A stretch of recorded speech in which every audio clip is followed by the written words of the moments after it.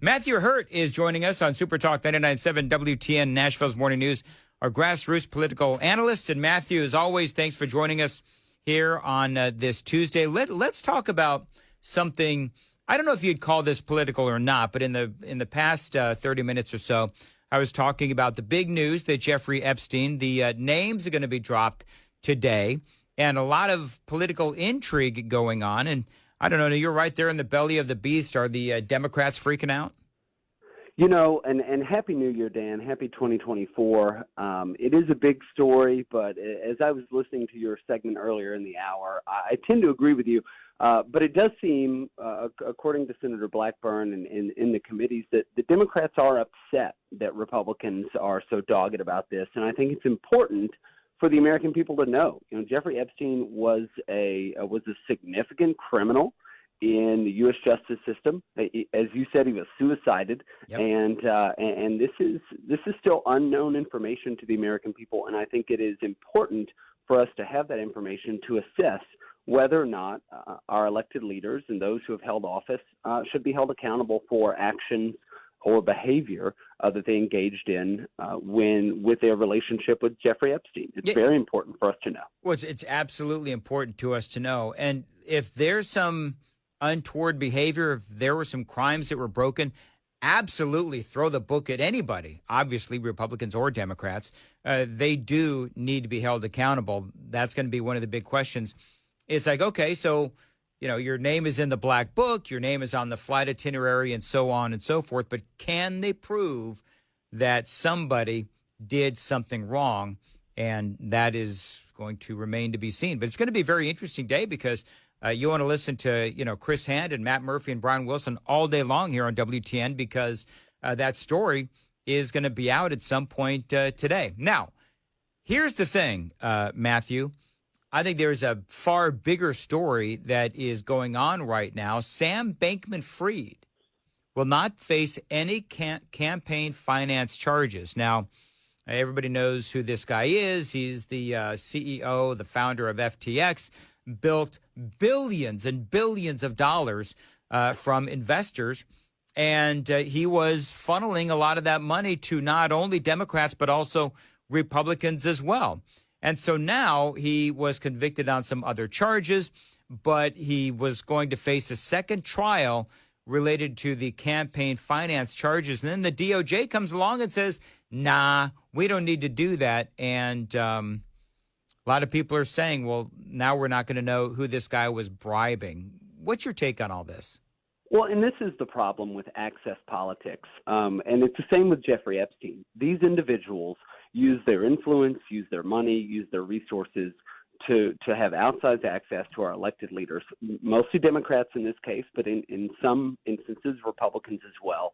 And we have to have a discerning eye. It is unfortunate, and as I've talked about on this show before, the over-criminalization or the politicization of our justice system that allows people in the DOJ or prosecutors to either stack charges or take charges away from someone based on the political reality or the likelihood that they'll actually be adjudicated through the justice system. And so it looks like we have a situation here where Joe Biden's political Department of Justice is going to decide not to pursue charges in this instance. And these are very serious crimes, but the IRS and the FEC, they step back in instances like this, and it causes the average American who doesn't have access to our elected leaders to the extent that these individuals do, to say the system is rigged. And I think that's a fair assessment. And we're going to see this with Sam Bankman-Fried. We saw it to a certain extent for a long time with Jeffrey Epstein. And there are dozens or countless other individuals who do have outsized access or influence over our elected leaders who are not held to the same standard as the average American. 740 Nashville's Morning News on Super Talk 99.7 WTN. Matthew Hurtt joining us, Grassroots political analyst. I thought this was an interesting headline. This is from the Washington Examiner. President Joe Biden is dealing with the worst border crisis ever. Should the GOP help him? Now, I thought that was interesting because you've got Karine Jean-Pierre and Joe Biden and Kamala Harris and all these fools on the left saying that the Republicans are holding up any, real changes to our immigration policy. So, and everyone who pays attention knows that that is wrong, that the Republicans have passed in the House of Representatives H.R. 2. So the question is, that is being posed by the Washington Examiner, is that clearly this is a issue that is destroying Joe Biden. I mean, his numbers, every day it's new numbers that are out and they're down. Every day they're down. Should the GOP negotiate with Joe Biden, whether it's in the House of Representatives, where they've already passed H.R. 2, or the Senate, where Chuck Schumer refuses to talk about anything regarding illegal immigration? How far should the Republicans help Joe Biden? This is where political wrangling really hurts the American people. The border crisis is significant. Illegal immigrants are flooding into the country, traveling by plane to places, bus to other places. New York City has restricted the buses that can come in, and now they're flying in or taking the train in from New Jersey. And this is a serious question for Republicans in 2024. Unfortunately, I think in the House and in the Senate more so, that there are more Republicans who are willing to sort of, hem and haw around the immigration issue to not solve the problem, because it would give, those Republicans, the moderate Republicans, want to see a system where people are able to become American citizens regardless of how they come into the country. And more hardline or more serious Republicans are interested in securing the border. If they do that, if serious Republicans are able to accomplish that goal, it does give Joe Biden an advantage. Now, is that ultimately good for the country? It is. Is it good for the politics headed into 2024? Maybe not. But Joe Biden is upside down now among Latino Americans who are arguably even more hardline on immigration policy because they came into the country the legal way. He's upside down on young voters against Donald Trump. And he's even slipped 20 points among Black Americans who arguably are the most damaged by illegal immigration when it comes to low-income opportunities or entry-level or more blue-collar jobs. And so this is a serious question. Republicans should stand firm on this issue, but at what cost through the 2024 election cycle, that remains to be seen. It's a tough question, too, isn't it, Matthew? Because on the one hand, that if you throw Joe Biden a lifeline and you work with him on, I'm air quoting here, common sense immigration reform, then when he gets in, if he's reelected because the Republicans helped him, then he might executive order us right back to where we are right now. You cannot trust him. He is a Democrat and he is a snake.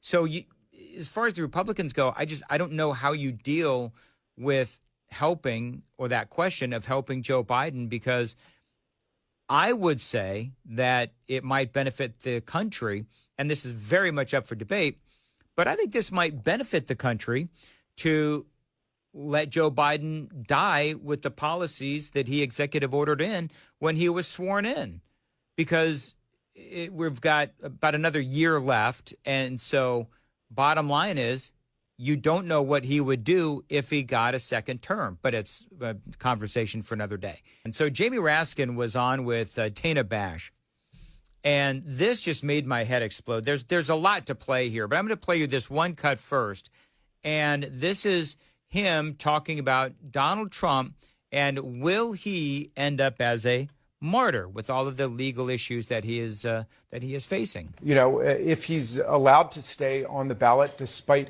his clear incitement of an insurrection, an attempt to overturn the results in the 2020 election, and he loses to Joe Biden, as he almost certainly would. Biden beat him by more than 7 million votes last time, and we just have millions of young new voters who've joined the rolls, and they can't stand Donald Trump and the Republican Party. If he loses, he will feel himself a martyr there, and he will try to overturn the election result again. So I don't think we can run scared from Donald Trump. So I don't know. What do you think? A couple of things is the polling, and you just talked about some of the polling, shows that Trump, particularly among younger voters, is actually doing quite well. Thank you very much. So what do you think about Donald Trump being a martyr? I've known Jamie Raskin for a long time, since about 2010. I worked in Maryland politics for a little bit. Has he always been full of crap? He's a left-wing attorney. He was on Judicial Proceedings Committee in the Maryland State Senate before he got elected to Congress, and he loves opportunities like this, and especially being in the Beltway media. He's very close. He could jump on CNN anytime, and this is a dream for him to be able to make these wild and outlandish statements. You know, no court has convicted Donald Trump of inciting an insurrection or a riot, and so this is an attorney falsely and blatantly abusing his legalese to navigate this in Colorado and Maine and other states where Democrats, activist Democrats, are attempting to subvert democracy. Jonathan Turley and other attorneys, constitutional attorneys, have said, you know, their argument is we must destroy democracy to save democracy. And this is absolutely outlandish and outrageous. I don't think it will ultimately hold up if it goes before the Supreme Court. And certainly somebody like Clarence Thomas, who is a stalwart on the court, should be involved in the decision of securing our democratic processes. He shouldn't recuse himself. This is another, you know, wild political statement by a guy who just wants to raise money to win re-election and to position and jockey himself in greater leadership roles among the Democratic caucus in the House. This is how Dana Bash, you're talking about Clarence Thomas, this is how Dana Bash, who every time I think that journalism is dead, we reach new depths of death with Dana Bash. And so this is how she posed the question to Jamie Raskin about recusing conservative judges. Listen. 3 of the sitting justices were appointed by Donald Trump. And in addition to that, Justice Clarence Thomas's wife, Ginny, texted with Mark Meadows about the 2020 election and the lead up to January 6th, as you will know. Should any of the justices recuse themselves? So she is talking about not only Clarence Thomas, but she's also seeming to me intimating that the other 3, air quoting, conservative judges should also recuse themselves. It seems to me, Matthew Hurtt, that what they're doing is they're setting up to call Donald Trump, an illegitimate president yet again if he does win the second term. In Virginia last week, left-wing activists attempted and failed to remove Donald Trump from the ballot in my now state of Virginia, and the judge who decided that was a Clinton-appointed, Democrat-appointed judge from the 90s in the Eastern District of Virginia in federal courts. And so this now has a bipartisan opposition to removing Donald Trump from the ballot. This is, I think, just another effort. This is a very leading question by Dana Bash. It's further proof that CNN is not attempting to generate news, but to generate left-wing commentary. And I think it's a silly premise. These judges are appointed to be impartial and to carry out the law. They have judicial philosophy, which transcends partisan boundaries. The partisan politics we see play out in the House, thanks to Jamie Raskin and others. And this is just a non-starter. I think most Americans will flatly dismiss this kind of activity. You're right there in the swamp, Matthew. When you've got these, narrative talkers like Dana Bash, who, because when you watch this interview, I'm just picking apart, lie after lie after lie after lie, and there's no follow-up.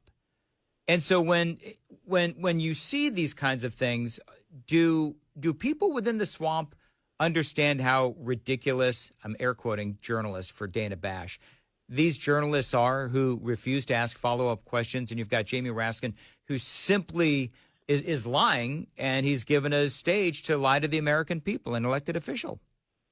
Most of the folks in the D.C. area in the swamp take their information from the morning shows throughout the week. It used to be Morning Joe, but it's less so now. And anything that either doesn't align with a worldview or doesn't fit a narrative on either side, the left to the right, usually just gets ignored.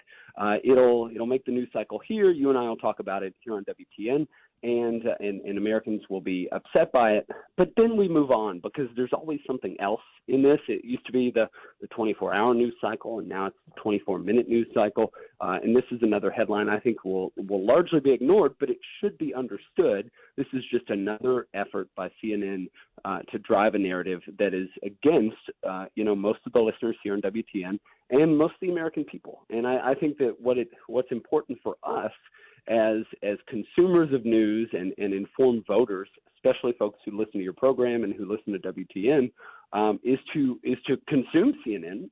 See it every once in a while, see what they're saying, understand what is real and what is false, and then read news and consume news in other places. Yep. I think the more access to more news and commentary that we get, the better informed we are, and then we get to assume or we get to assess what is true and what isn't, and make informed decisions based on what we know to be true. And that's why I read Daily Mail, Fox News, Drudge, CNN, MSNBC, you name it. I read all of it. And I can tell you, friends, that unfiltered truth really is not out there today unless you listen to talk radio. It's 7:52. Matthew Hurtt, where can people find you on X? I'm on Twitter or X, and you can find me at Matthew Hurtt. That's MattheWHurtt.